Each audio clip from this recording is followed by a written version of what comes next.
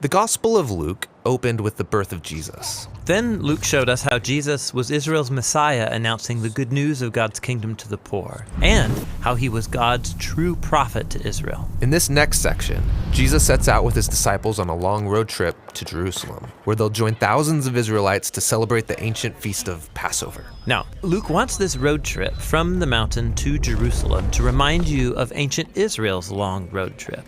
With Moses, they went from Mount Sinai to the Promised Land. And then later, King David established Jerusalem as their capital. And so here, Luke is portraying Jesus as a new Moses who's renewing Israel's covenant with God, and as a new David. He's gathering the people together to live under his rule.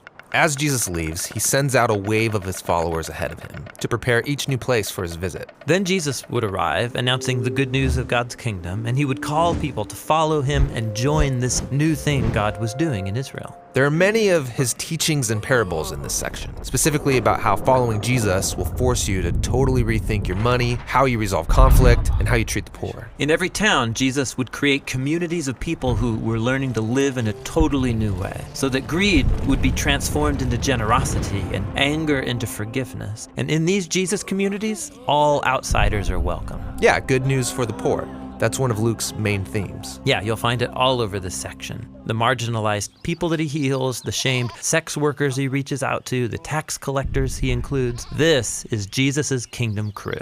And Israel's religious leaders watch and start to criticize him. If he really is God's prophet, why is he welcoming sinners and eating with them? Yeah, this section reads like the Battle of the Banquets. So Jesus throws these dinner parties as a symbol of how God's kingdom is here for the sick and the poor, people who could never pay him back. Jesus also attends banquets with Israel's religious leaders. Yeah, and he lays into them for becoming an arrogant, exclusive social club. But they don't get it, and so he tells them a famous parable that goes like this. There was a father who had 2 sons. The older son is trustworthy and honors his father. And the younger son, he's a mess. He rebels and cashes in his inheritance to travel far away and blow it all on partying and being stupid. And then there's a famine in the land, and he runs out of money. So he has to scrape by taking care of somebody's pigs. And he's so hungry he wants to eat the pig slop, at which point it occurs to him, if I'm gonna be a farmhand, I might as well go home and work for my dad.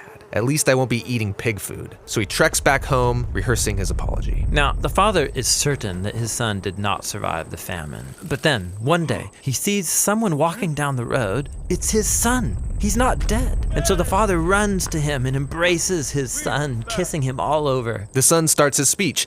Dad, I don't deserve to be your son. Maybe I could come and work for you. But before he can finish, the father calls his servants to go get the nicest robe, new sandals, a fancy ring for his son. They are to prepare the best food for a banquet. It is time to celebrate. Now later that day, the older brother arrives from a long day working in the field to discover his long-lost loser brother has come home, and they're celebrating? And he gets angry. And think about it. He's been faithful to his father all of these years. He never got a party like this. And then this disgrace of a family member comes home, and they're going to celebrate him? It's disgusting. He refuses to join the banquet. So the father finds the older brother outside, and he says, Son, you are already in our family. Everything I have is yours. But we had to celebrate your brother because he was lost. And now he's found. He was dead, but now he's alive. Jesus wants the religious leaders to see the outsiders the way God sees them, as sons and daughters that are being reclaimed from death. Jesus' kingdom community was wide open to anybody. The only entry requirement is to humble yourself and recognize your need for God's mercy. And so the religious leaders' rejection of Jesus and his crew is actually a rejection of the God of Israel. The leaders don't like all of this, and so as Jesus' road trip comes to an end, the conflict is at a boiling point. Yeah, he's going to ride towards Jerusalem for Passover as they plot to take his life.